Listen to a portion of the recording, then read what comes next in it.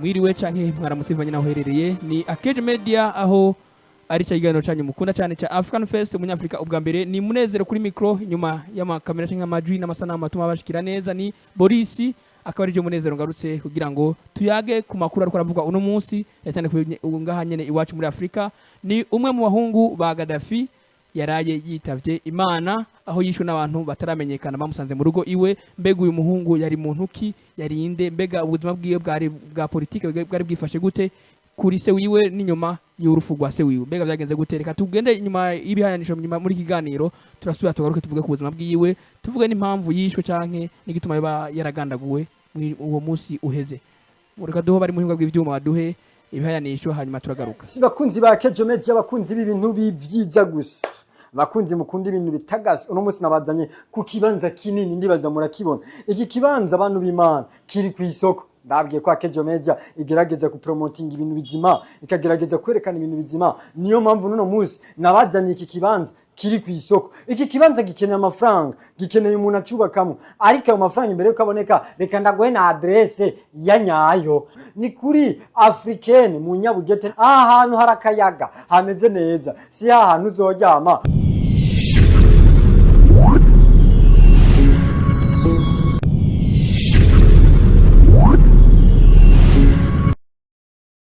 Imana mbega yari muntu ki niko tugiye kuraba mbega yari muntu ki muri politike ya Libya aho kuva inyuma ya se wiwe mbega yagiye yifatwa gute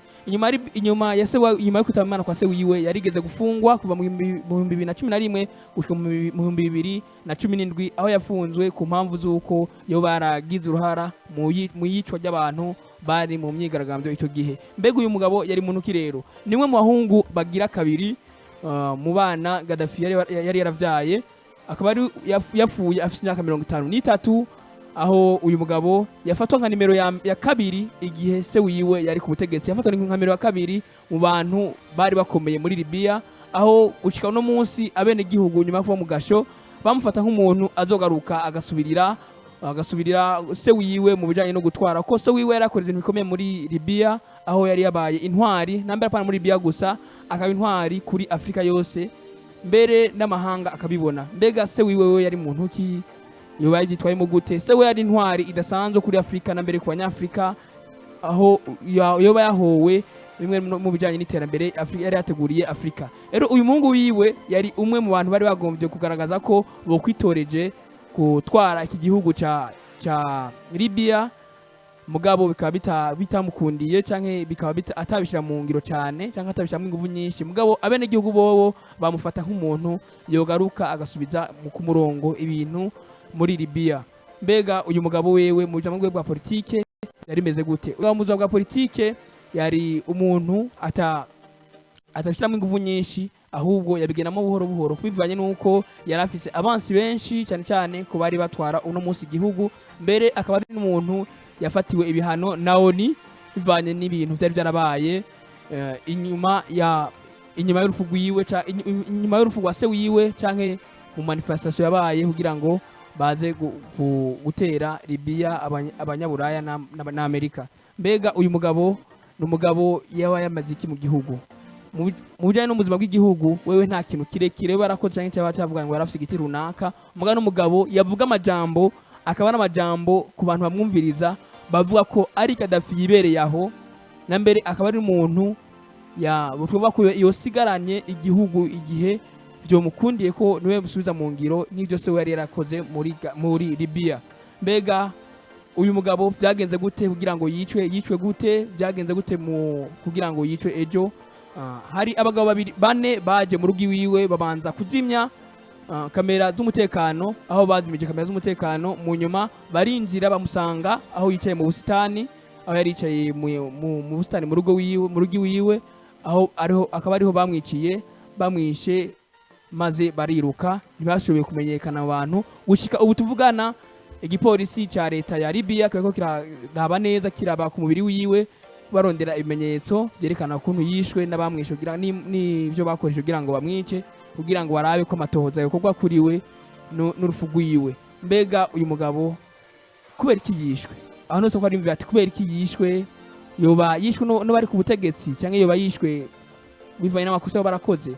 amakuru y'ukuntu yishwe nta kiramenyekana gushika n'umwanya tuvugana, mugabo tuvuga ko yari umugabo yagomba kwerekana ubutwari nk'ubwo se wiwe yari yarakoze akiri ku butegetsi. Uyu mugabo akaba yari umugabo kandi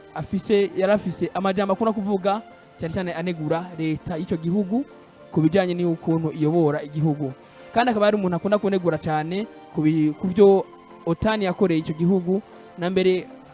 icyo gihugu cuno munsi tuvugana kiba ari igihugu kiri mu bibazo bikomeye cyane mu bijyanye n'ubutunzi n'ivya politike, akaba ari igihugu cyahoze kandi turavyo uko cyahoze kuri Muammar Gaddafi, akaba ari igihugu no munsi kiteye ikigongwe bivuye ku byabaye inyuma y'iyicwa rya Gaddafi Muammar. Mbega uyu mugabo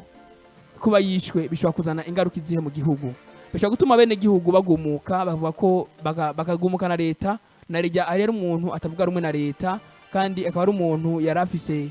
ijambo mu gihugu cyane cyane bene gihugu bamwishimira, aho bamwishimira bavuga ko ari we muntu azuzana urukiza ku gihugu ca Libya, aho tuvuga ko Libya ihomvye intwari abene gihugu barabamwo Yesu ngo ni Libya gusa, nimba ari umuntu yarafise imbono nkya Gaddafi, nivuga ko Afrika yose ihomvye muri rusange, uko Gaddafi yari umuntu yagize akamaro kanini kuri Afrika cyane ku bijyanye n'ubutunzi no gutegurira ahazoza heza kuri Afrika. Uretse no kuri Afrika gusa, hari n'ibihugu yagiye afasha kugira ngo ibyo bihugu vyisununure mu bijyanye n'iterambere, na mbere tuvuga ko n'iki gihugu cyacu kirimo mu bihugu yagiye afasha mu bijyanye n'iterambere. Hari ibintu byinshi bose mu gihugu iwacu ngaha mu Burundi, mbere no mu bindi bihugu bitandukanye byo muri Afrika. Mbega Gaddafi kubera ko yishwe, ibyisho by'iyoreshi bararimenye, tuzoraswa tunayivuga ko ngaha muri higano ca African Fest, ni umwe mu bantu bishwe nabi, kandi bishwe ku nyungu, bishwe ku bahowe iterambere ko bazana muri Afrika, mbere bahowe n'ubutwari bwabo, aho bishwe Afrika irebera ikarabira, ntihagire na kimwe Afrika ishobora kuvuga ko. Mbere Gaddafi n'umuntu tuvuga ko yaragerageje gushyira hamwe Afrika, tuvuga ngo gushyira hamwe Afrika, gushyira hamwe kwegeranya ibihugu byose bikaba igihugu kimwe, Afrika yose ikagira ingufu zidasanzwe kugira ngo irushe guhana n'ibibazo bihanze muri politike n'iby'ubutunzi, mbere n'ibibazo bihanze abene gihugu muri rusangi, aho yagombye gushyiraho igihugu kimwe no gushyiraho ifaranga rimwe muri Afrika ku buryo igihugu cyuzuza ikindi, aho igihugu nimba ari Uburundi bufise ubutare bigacangana Libya ifise igitoro, kugira ngo Afrika yikwize mu byo ikeneye mu kubaka amahinguriro no kurondera ibyo ikeneye hose hanze, ikabironderera nganya atarinze kuvuga ngo tugere kubironderera hanze. Akaba ari igihugu cya mbere cyari cyarateye imbere mu gihe cya Gaddafi, mugabo no munsi iterambere ryose ryarasenywe bivuye ku bisasu byatewe n'ibihugu vya NATO, aho bateye ibisasu bigasambura amazu yose yari yubatswe muri Tripoli, igisagara gikuru ca Libya, aho gushika no munsi Libya ari umusaka, ari igihugu cyama kibasigwa n'imyuzure hamwe na zane mu gigima zikomakomeye bivanye n'ibisasu byateweho hamwe n'indege zaje zikarasa, bazira kuba Gaddafi yagomvye guteza imbere Afrika. Mbere gushika uyu munsi tuvugana, ingaruka zo kwica Gaddafi cyangwa zo kumukura ku butegetsi ziracibonekeza mu ico gihugu, aho ico gihugu gushika uyu munsi kiri mu bibazo bya politike n'ivy'ubukungu, aho uyu munsi umunyalibiya yicuza mbere bari bategeyemo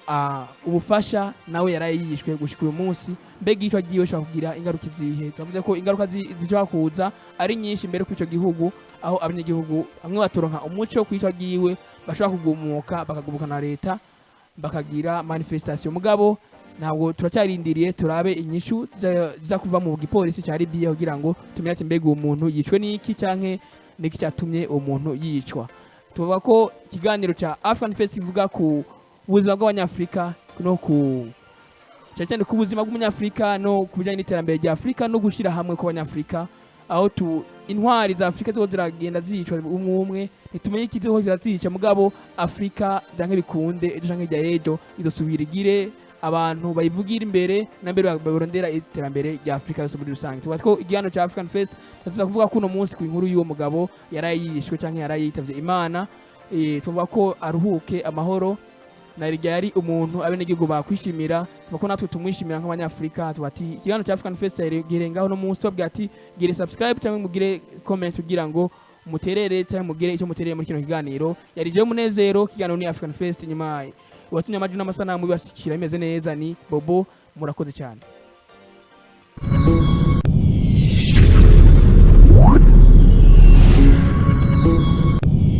ukumva ubushuhe gusa nibwo bugusanga mu nzu. Si ivyo gusa, iyi parcelle ihagaze muri are zine gusa. Kuri ubwo umaze kuzana umufungo wawe ucibona nimero ngaho hamugahamagara bakakwiteramwo parcelle. Nuko Akejo Media umenye yuko yamamaza ibintu bizima. Nabandi muba mushaka kwamamaza muze hano mwamamaze. Karibu murahawe ikaze